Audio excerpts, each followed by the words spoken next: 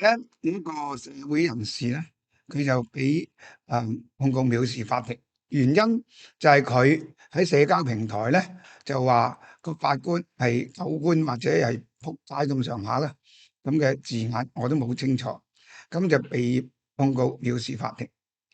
咁有人就問啦，哇，法官係咪唔可以鬧㗎？係咪唔可以批評㗎？咁又唔係喎。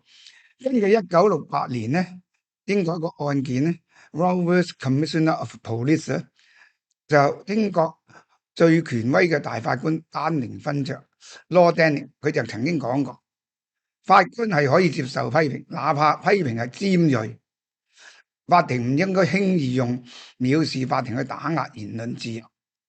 咁呢度就界線就分得好唔清楚。嗱，英國、美國嘅地方每個地方都唔同，究竟點為之尖鋭，點為之批評咧？嗱，香港就講得好清楚。如果你話一個官判案簡直離晒譜嘅，直情不可以置信，判錯晒。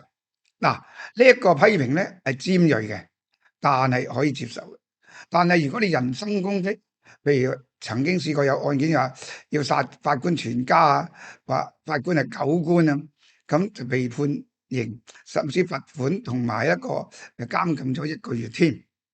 咁所以喺呢度講得好清楚，你可以批評法官判案對事，唔係對人。而香港嘅法院同埋律政司已經好清晰，逢係對個人攻擊法官嘅咧，都係屬於藐視法庭。當然有啲國家係好鬆嘅，甚至你話法官係狗官，佢都冇問題嘅。但係呢個唔適合香港，千祈唔好將一啲嘢半知半解咁啊擺咗嚟香港。法官係可以批評嘅，甚至法官行為守則都講咗法官可以批評，但係即係批評對事唔對人。譬如法官喺庭上講埋一啲無謂嘢，你甚至可以成為一個司法覆核啊或者上訴嘅理由添。咁所以咧，大家要清晰嗰條界。至於國安法同呢個言論自由有咩關係咧？